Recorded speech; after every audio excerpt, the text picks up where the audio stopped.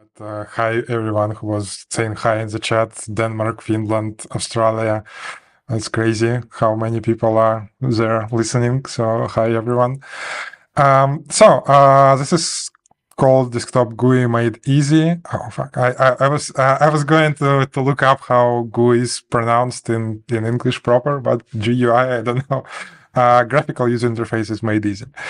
I am Nikita. I've been doing Clojure quite a while. We already discussed it, but yeah, this is a photograph of me in 2012, I think, explaining Clojure to my colleagues. Remember, it's partly in Russian, but partly in English. You can see that we believe that software transactional memory is going to be important for Clojure back then. So about 4 years now. Well, 3-4 years. I started slowly assembling parts for this huge project called Humble UI, which is this talk is about, right? So, what is Humble UI? It is a framework for Clojure JVM, no Clojure script, just for JVM Clojure. It is for building graphical user interfaces. It's aimed only to desktop, so no web browser. We're not targeting web browser, no mobile, just good old desktop applications, and is supposed to be cross-platform. So all the platforms Clojure is on, we are also on, hopefully. So we support macOS, Windows, and Linux X11, and there's work for Wayland as well. So like 4 kind of so far. Yeah, and you can build, basically, the idea of it is you can build applications like this one, so just to the MVC, right? So like highly stylized, there's all components are custom. You can build also assemble applications from like standard controls like checkboxes, buttons, or what have you, and you like download them from internet, click on the icon, it shows a window, and you work on it. So no browser, nothing, just plain old desktop applications. So the talk consists of 4 parts, and the first part called Why Now, and I want to explain why I think this is a good idea, especially now. So there's a couple of observations I'm going to talk about. The first one is that people seems to be wanting apps. So like, even though web browser exists, and there was a point when people, well, we all believed that maybe web applications are way to go, like Google, for example, really believed into that. It seems that browsers still not that desirable, right?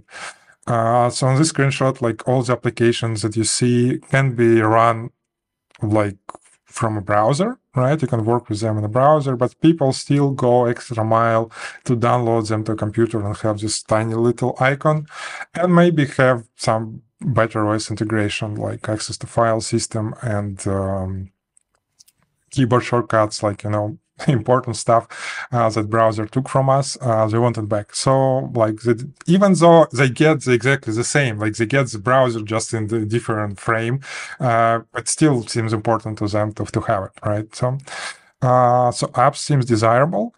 The second observation is that there is no such thing as native GUI. So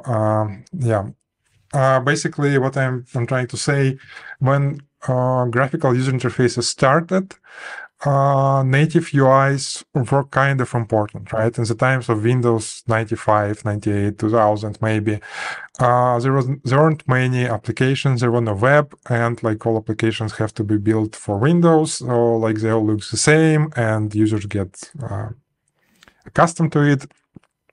And it was important to keep this consistency.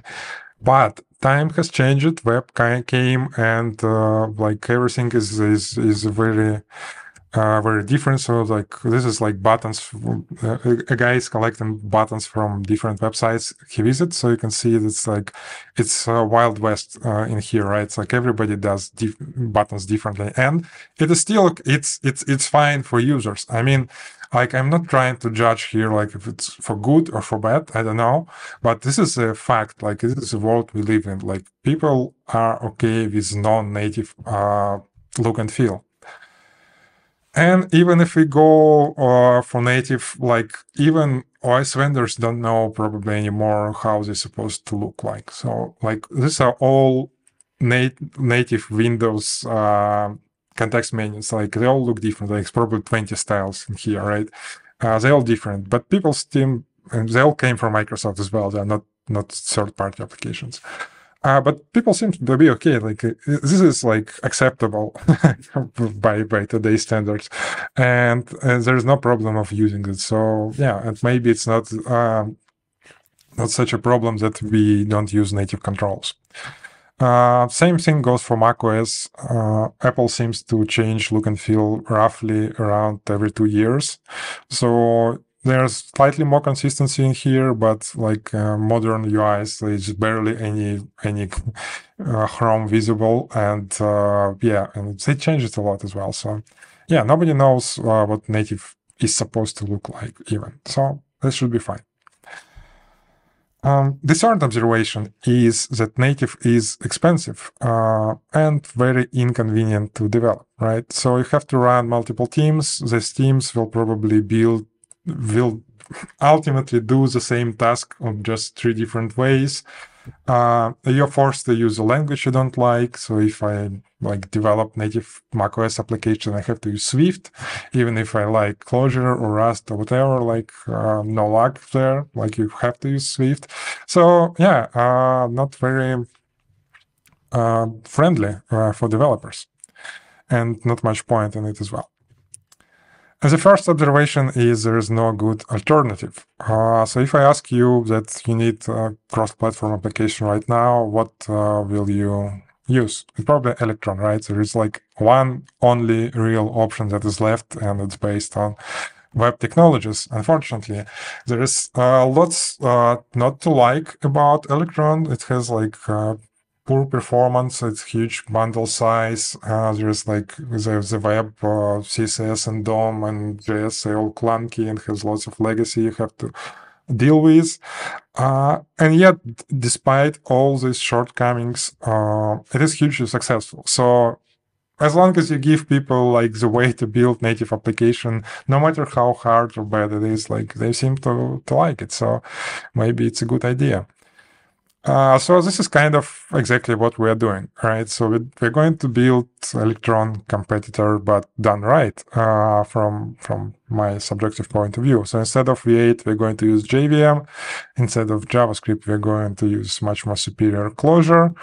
And instead of CSS DOM, we're going to use custom layout system, right? And because of all these observations that applications are desirable and we can find a better way, and Electron is hugely successful and people are okay with non-native UI, we can do Electron but better. Well, we hope it will be moderately successful as well. I hope it will be killer application for Clojure.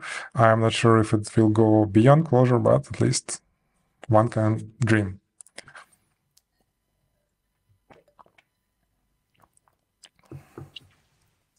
Okay, second part.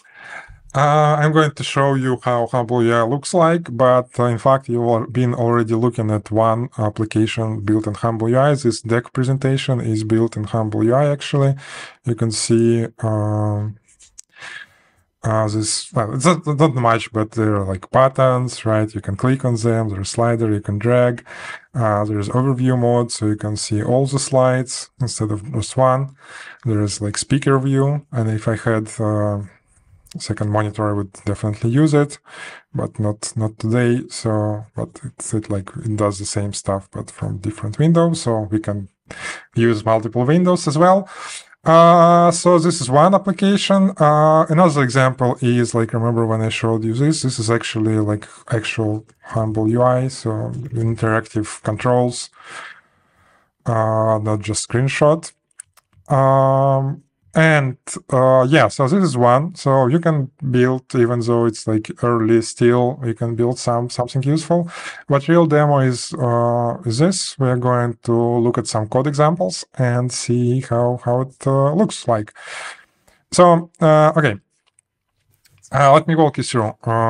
So this is really simple setup, right? So empty folder, depth hidden file with single humble UI dependency, label hello world. So let's try and run it. So I'm going to do this. I'm going to connect my REPL, and I'm going to log this part inside main function. Boom, there it is. There is a window, and let me actually. I just wanted to show you how little code you actually need to get started. So single dependency, single import, one function to define your application, and one call to start window, right? I'm going to pass a couple of parameters to the main function actually and restart it because I want font to be larger. That's the only reason I'm doing this. But after that, after that, we're going to use library load. Okay, so yeah, cool. So the first stuff that I want to demonstrate. Okay, let me do it like this probably. The first stuff I'm going to demonstrate is library load. So look, I change something, I click eval. So on my Sublime text, it's Control Enter, right? So it evals this form, the one highlighted in green, and you can see the change applied immediately. This moment I reload the code, you can see new frame, like next frame is instantly showing you new UI. So there's no flickering, there is no spinners, there is no like delay, nothing. So like it happens really, really fast. Yeah, I'm also going to use this to. It's just easier to see how that it reloads instantly. Okay, so the rest is I'm going to scroll through this file. This is one huge comment form, right? And basically what I'm going to do is redefine this part with some different part, but it is like it's just easier to do, so I don't have to type, but it's synthetically equivalent if I copy it from here and insert it in here, right? So it stays very simple. So we're not building up, we're just replacing with different variations. Okay, so the first thing I want to show you is layout. So this is really simple. We have containers, we have column, we have row, right? So row and column, well, arrange stuff differently. There is a gap parameter. If you remove it, things really stick together, but like usually you need some space. So yeah, it's really convenient. You can actually do it like this as well. Let me.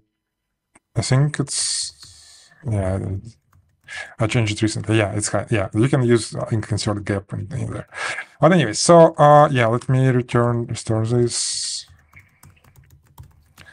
H align, V align. So if you noticed, it used to be center, but center is actually a shortcut for two H align and V aligns. One of them aligns horizontally, one of them aligns vertically, and you can, by changing this coefficient, you can like decide where it has to go.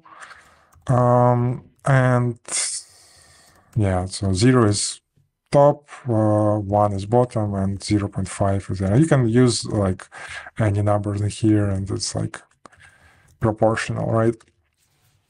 Yeah, and the point I want to make here is this is roughly what Flexbox does, but I think kind of simpler-ish, because it's well, at least in my experience, it's much easier to think in terms of rows and columns. And if you need to align something, like, because it's composable, right? You can add a line on top of something, like grab something in a line, and it's like it's more natural, kind of like I like it more. And when I say composable, it actually means I can write for inside column, for example, I can do align as well. So this align only applies to the first column, and we can use, for example, this, and it will align to the right. We can use different aligns inside columns. So this one aligns to the right, this one aligns to the left, kind of. There is some property in Flexbox as well, so we can do it as well, but I would say in more composable way. So we just operate on very few primitives: row, column, h align, v align.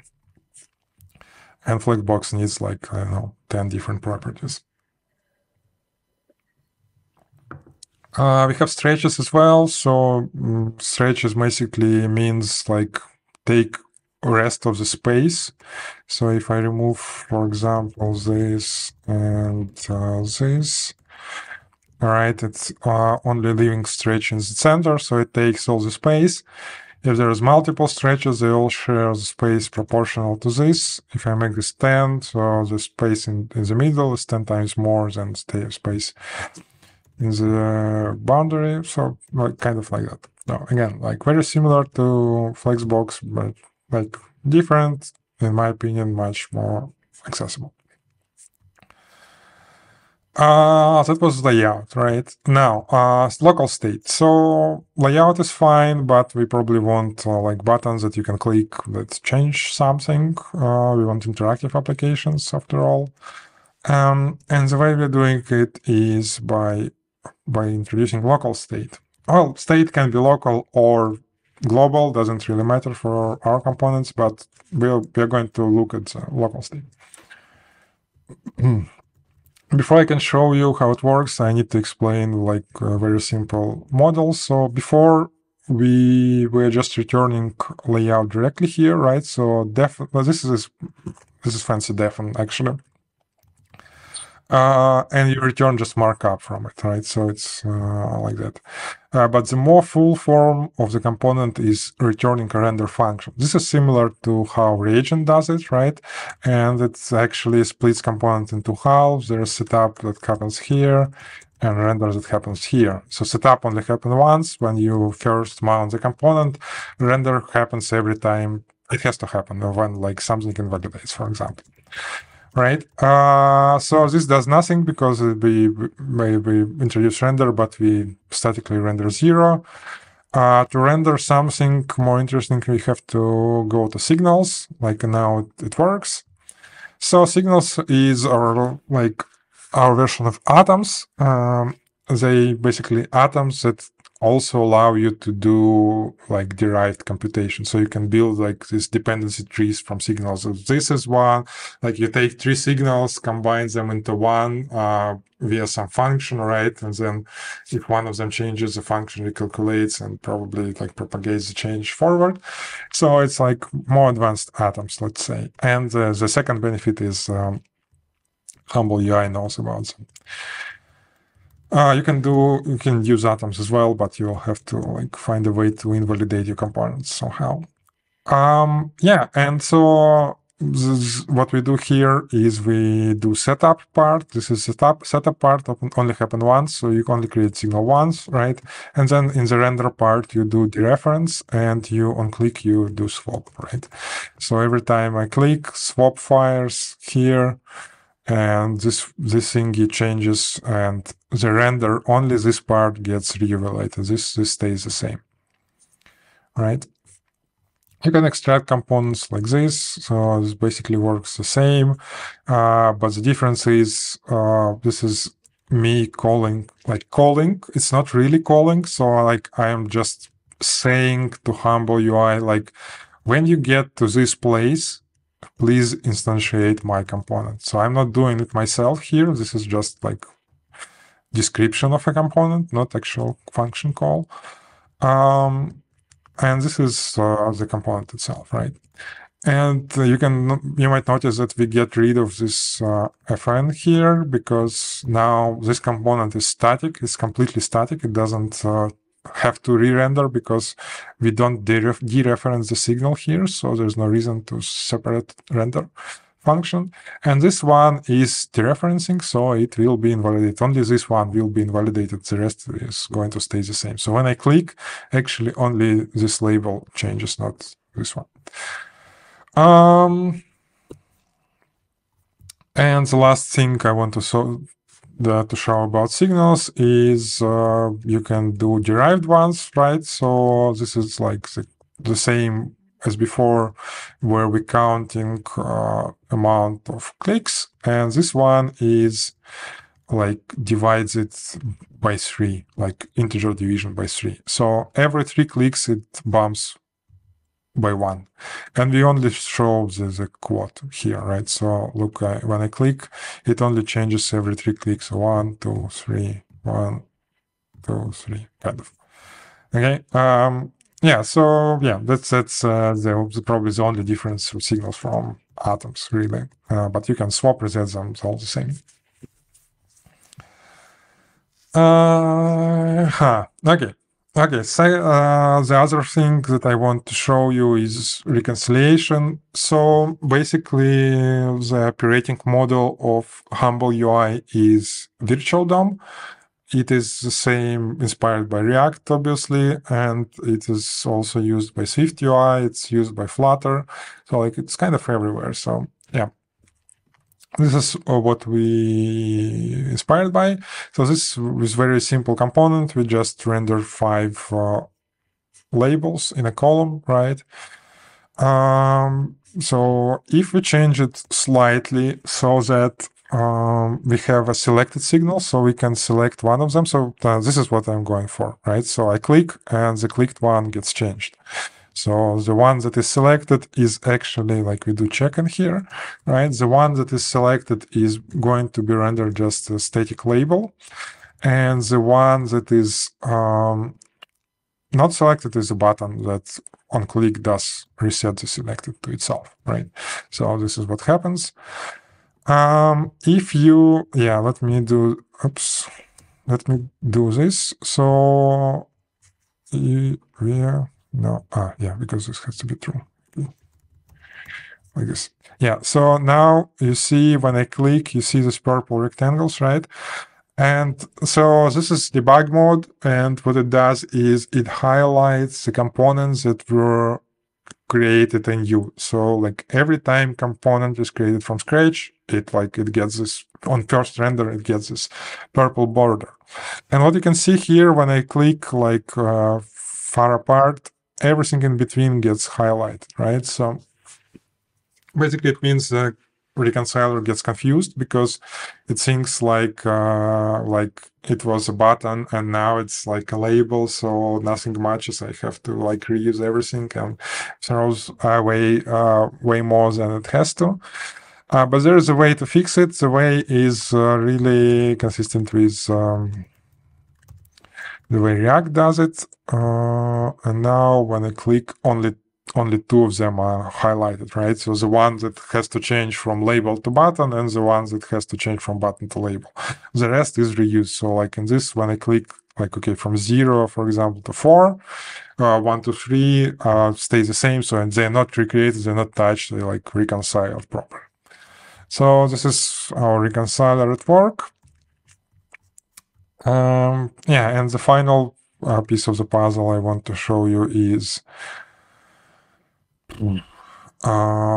this macro, like this. So basically, this is our replacement for hooks, and the way it works, like React hooks basically solve 2 things. They give you kind of lifecycle methods, and they also let you like build your like custom logic and reuse it, right?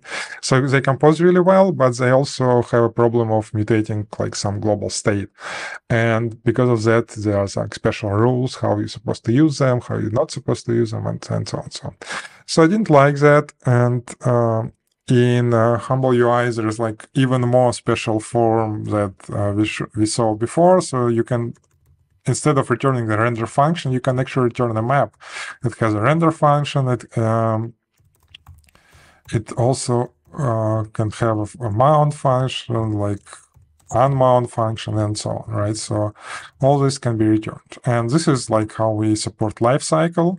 Very data-oriented, I would say, value-oriented. So it's just a value. Like it's not like in React, it would be like use on mount, something like that, right? Which like is mutable. And the problem with reuse we solve with this macro. So basically, this is, as you can see, this is kind of hook. Like it's not really a hook. Like, well, it probably call them hooks. I'm not sure what to call them, but it's like it's the same idea basically. But it's also all values, so it has to return the similar map. And this macro basically what it does, it takes the return value from here, it combines it with the return value from here, right? So it's all like value transformations, but because we have macros, we can solve this problem much more elegantly than React possibly can. And if we look in the console, like you can see, there's like starting timer that was called on mount. And if I re-eval this part, there's canceling timer, because when I eval, so the previous instance of application goes away, so unmount is called on it, and the new instance come in, so like mount is called on it. So like you get canceling timer and starting timer. So, and it starts anew, obviously. So this after unmount and this mount kind of work. Boom, boom, boom, boom. That's about it. About demo. Let me kill it. And where is my presentation? So it's here. Okay, let's see where we are at. Okay, part 3.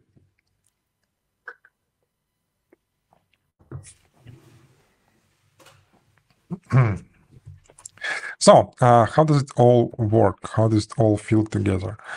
Yeah, so Hump UI is following in the footsteps of Flutter.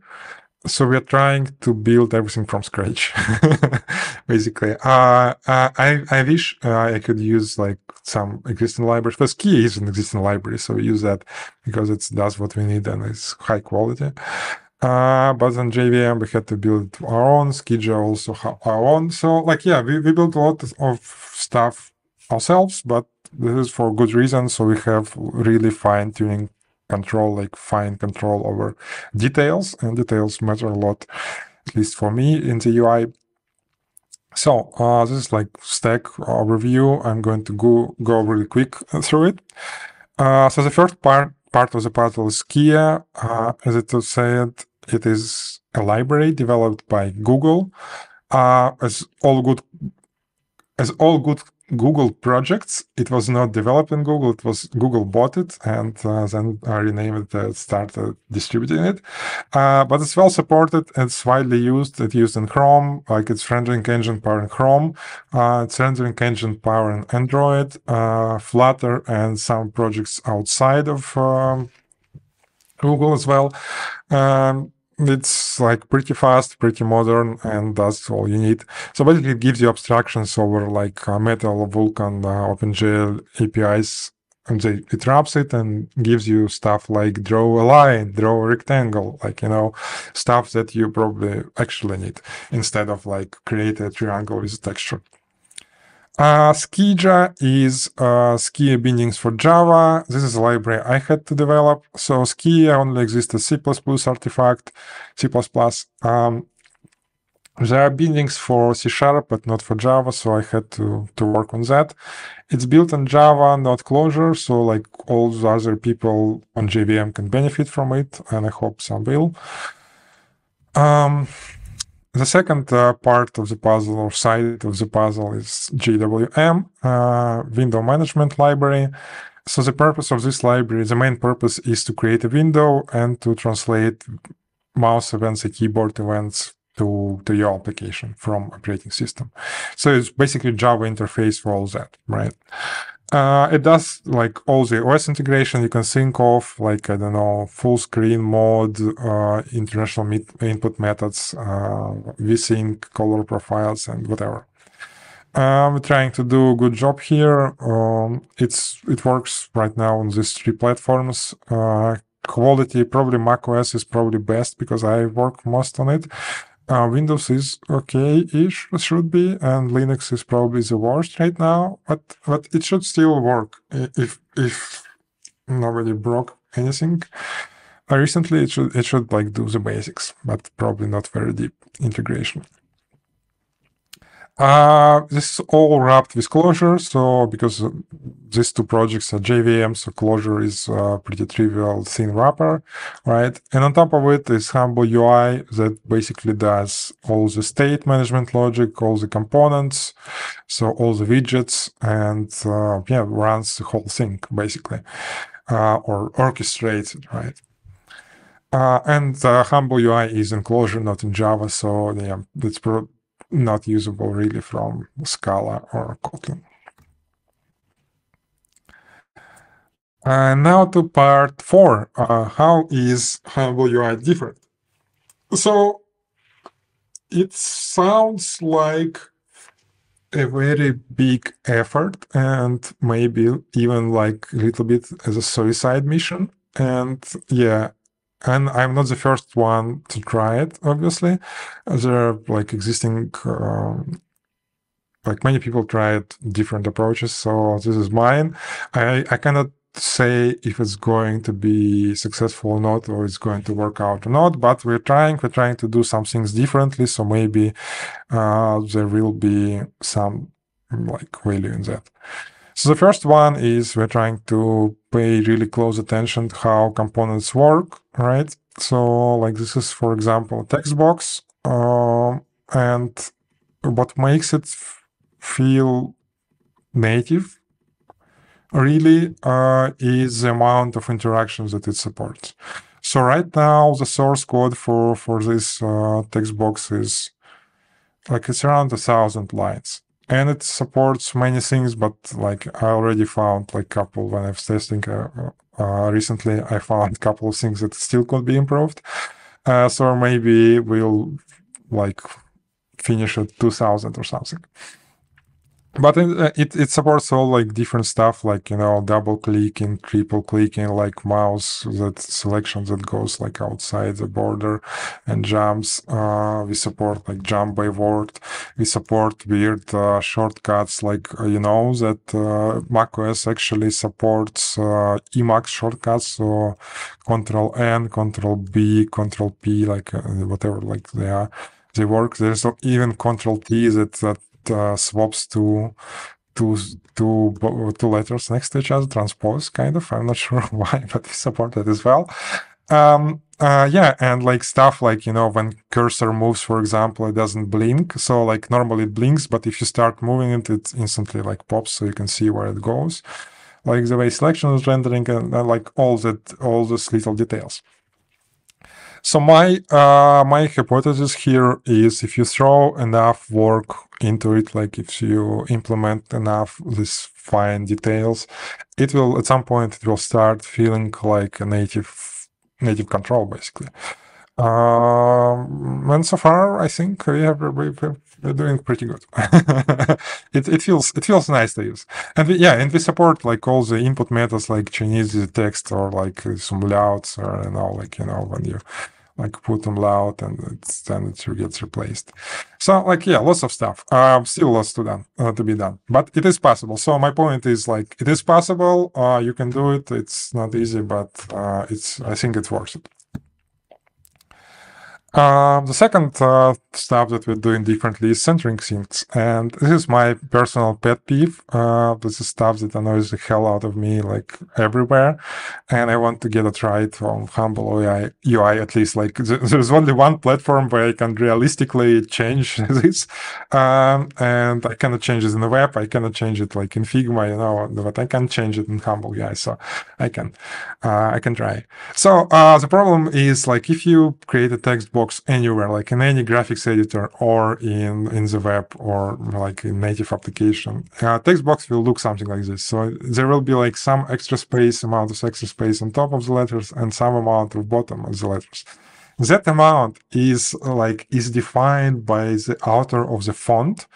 It might be different for different fonts. It is different for different fonts. And sometimes it's not even balanced. So sometimes like there's more space on top than on the bottom, or sometimes vice versa.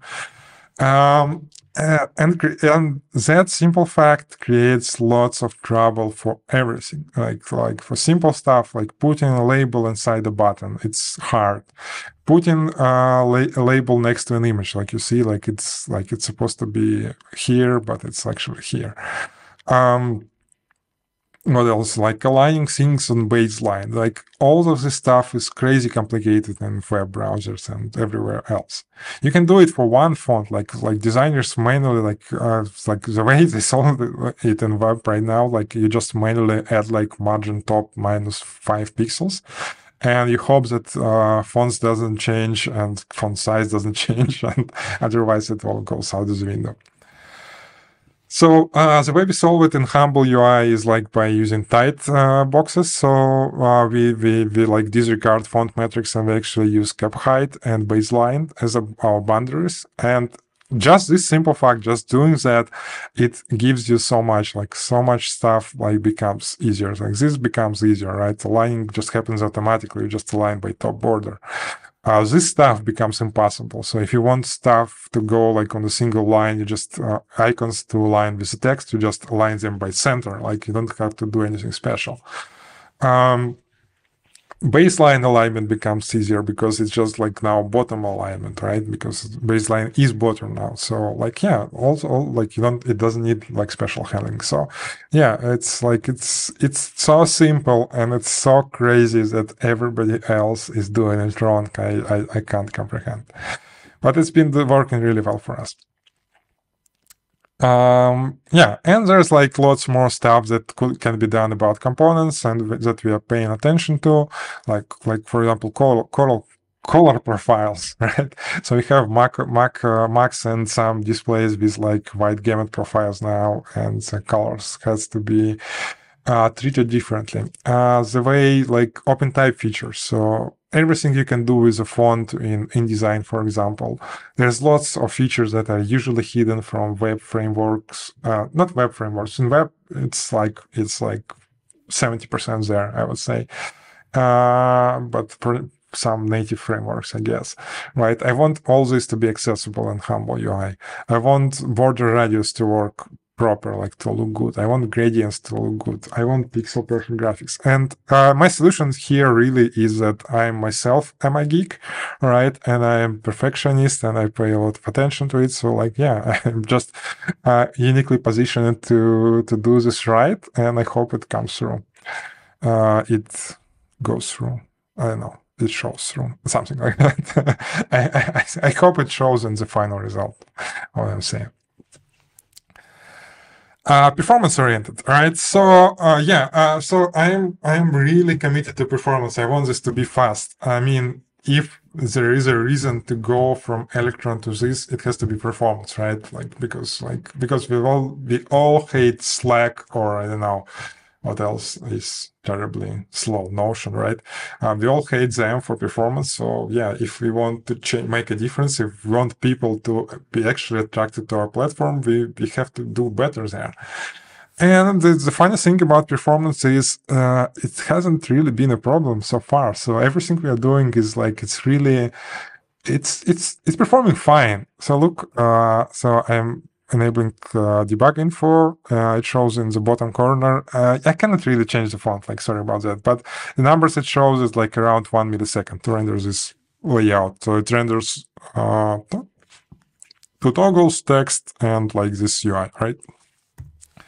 If I go to overview, it goes up to 3 milliseconds, like top, like it changes, but like around 3 milliseconds, right? And if I turn off cache previews and go back, so it's about, okay, so it's still 3, 4, sometimes I see 4, right? So basically what happens here is every slide on this overview is actually rendered from scratch right now. So there is no caching, there are no images, right? They're actually rendered. Like every letter is laid out, like every font is substituted, like the emoji font, like it looks up emojis and stuff. This graphics is actually vector graphics, so it's the source is in SVG. So when we are actually rendering it from scratch, like or This one is also in SVG, right? And all this, like for every slide, we don't have virtualized list yet. So for every slide in here, and it takes like a couple of milliseconds. So it's okay even for 120 megahertz hertz monitor. So for 60, it's even better. So yeah, so what my point is, like Skia is plenty fast, and if you don't do extra unnecessary stuff as web does, like it can be instant almost. So yeah, it hasn't been a problem for us, but really we are really committed to it anyways. So I hope we don't break it going forward. Platform aware. So we want to be friendly to a platform. So we're still cross-platform. So we're doing the lowest common denominator for all platforms.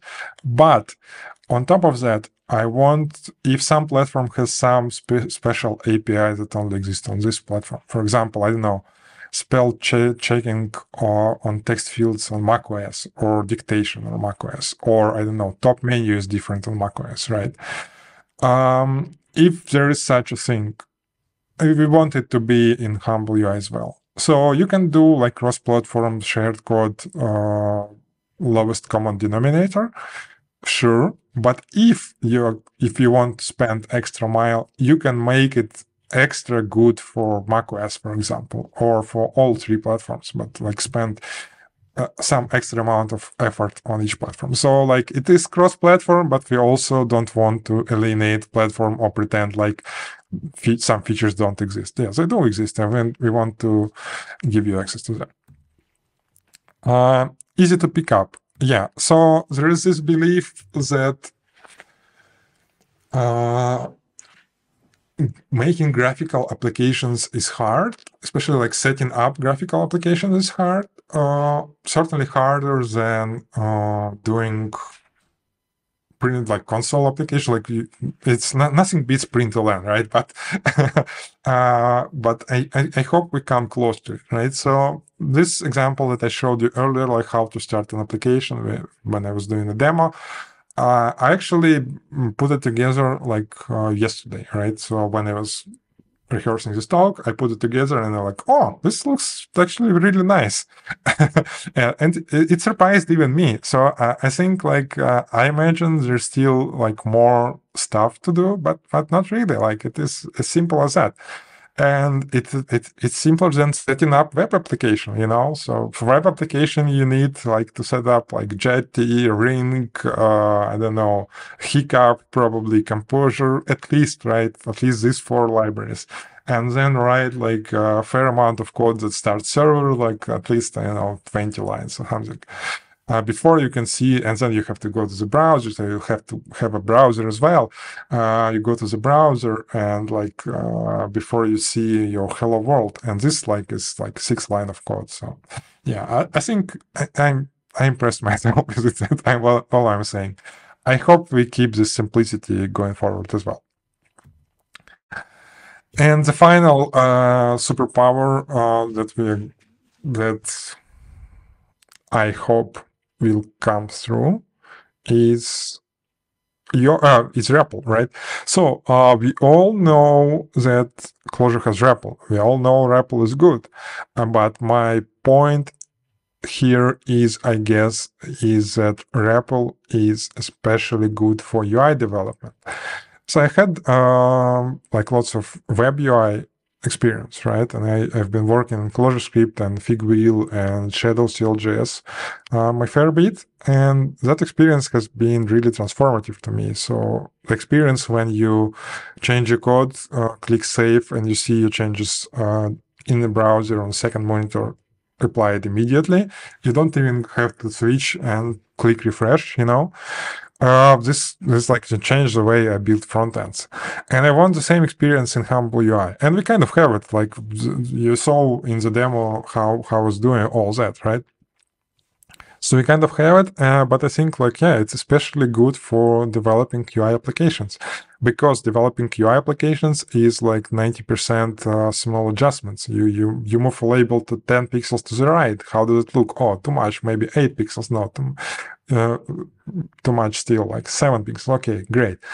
And every time you do that, if you have to wait like significant amount of time to application to restart or rebuild or just like to reload your changes, it's like it tankers your productivity, like it's like destroys it. So yeah, we have like updated updates like reflected on the next frame, and it's I hope going forward with like with real applications, it will help folks build them really fast.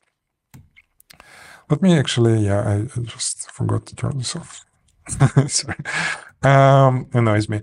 Okay, status. Yeah, this is mostly all I want to talk about Humble UI. So what current status of the project is? Still an active development, still pre-alpha, still it changes a lot.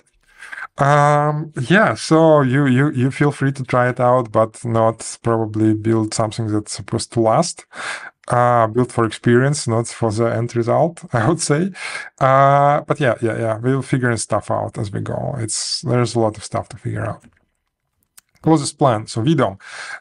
Virtual DOM is like what I've been doing past few months, really, and I think we got really solid model figured out, and we have like working prototype, and I started porting it to the main Humble UI. So I'm in the process of redoing all the components we already have into this style. Probably it will take me a couple of weeks. Probably in February you can start trying Humble UI for yourself. Don't do it yet, what I'm saying, because like it's going to change real soon. After that, multi-line text. So it's also surprising to me how far you can go without multi-line text, with just like, manually laying stuff out and doing columns and stuff. But eventually we'll have to do it.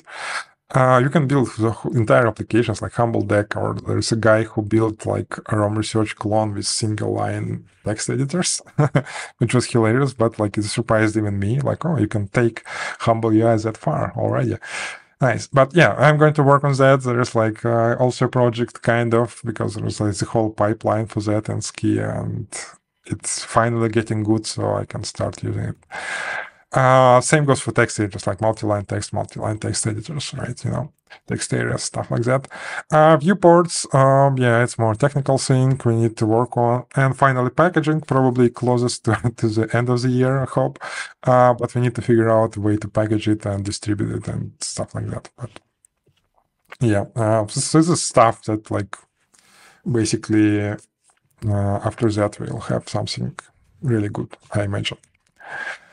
How you can help? Yeah, we can use your help. JWM. This is an area that is easily the most like easy to get into, right? It doesn't depend on much else except operating system APIs, but they don't change that often. But they do change, and we have basics figured out, but there's lots of stuff we still want to support, and we don't have APIs for that. So yeah, there's like any platform, Windows, Linux, macOS, you want to help, you can help with that. And yeah, even when I say they don't change that much, actually, like when I started preparing this talk, I was rehearsing in Windows mode like this. And today, suddenly, I tried first time to click full screen button, and I used this application a year ago, right? So I already did the presentation with this.